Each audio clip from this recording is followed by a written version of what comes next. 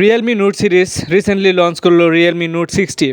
তো এই ফোনটিতে থাকছে 6.7 ইঞ্চের একটি আইপিএস এলসিডি প্যানেল, যাতে 90 হার্জের রিফ্রেশ রেট রয়েছে এবং ফোনটিতে রয়েছে ওয়াটার ড্রপ নচ এবং ফোনটির র্যাম হিসেবে রয়েছে 4 জিবি এবং রম রয়েছে 128 জিবি। ফোনটিতে সাইড মাউন্টেড একটি ফিঙ্গারপ্রিন্ট রয়েছে এবং 5000 এমএএচের একটি ব্যাটারি, সাথে রয়েছে 10 ওয়াটের একটি চার্জারটি যথেষ্ট ছোটোখাটো, যুগের সাথে খুবই অনুপযোগী।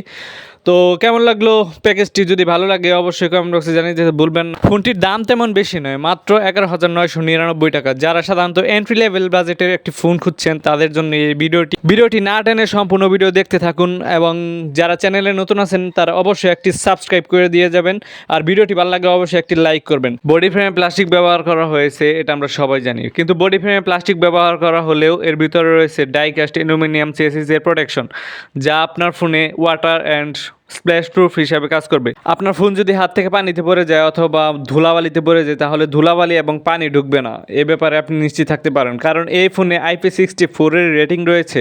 রাইট সাইডে রয়েছে পাওয়ার বাটন, যা ফিঙ্গারপ্রিন্ট স্ক্যানার হিসেবে কাজ করবে। উপরে রয়েছে volume up and down button. নিচের দিকে রয়েছে একটি USB Type-C পোর্ট, একটি মাইক্রোফোন এবং একটি হেডফোন জ্যাকের পোর্ট। ফোনটিতে অ্যাট এ টাইম 2টি সিম কার্ড এবং একটি মেমোরি কার্ড ব্যবহার করা যাবে। আর ফোনটি ডিসপ্লেতে রয়েছে রিইনফোর্সড গ্লাসের প্রোটেকশন।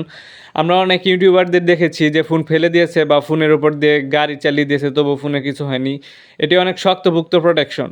আপনার ফোন হাত থেকে পড়ে গেলে অথবা আপনি যদি ঢিলও মেরে দেন তাহলে কিছু হবে না। ফোনটির ফ্রন্ট ক্যামেরা একটি ওয়াটার ড্রপ নচ ব্যবহার করা হয়েছে। যদি এটি পাঁচহুল কাট ব্যবহার করা হতো তাহলে বিষয়টা আরেকটু জোশ হয়ে যেত আমার মনে হয়, কারণ আমরা দেখেছি এর থেকে অনেক কম বাজেটের ফোনে পাঁচহুল কাট ব্যবহার করা হয়েছে। তো আশা করি নেক্সট টাইম রিয়েলমি পাঁচহুল কাট দিয়ে ফোন নিয়ে আসবে। তো ফোনটির ফ্রন্ট ক্যামেরা হচ্ছে 5 মেগাপিক্সেলের। এই 5 মেগাপিক্সেলের ক্যামেরা দিয়ে সর্বোচ্চ ভিডিও রেকর্ড করা যাবে 1080p 30fps-এ। আর ফোনটির ব্যাকগ্রাউন্ডে 2টি ক্যামেরা ব্যবহার করা হয়েছে। তো মেইন ক্যামেরা হচ্ছে 32 মেগাপিক্সেলের। এই ক্যামেরা দিয়েও ভিডিও রেকর্ড করা যাবে সর্বোচ্চ 1080p 30fps-এ।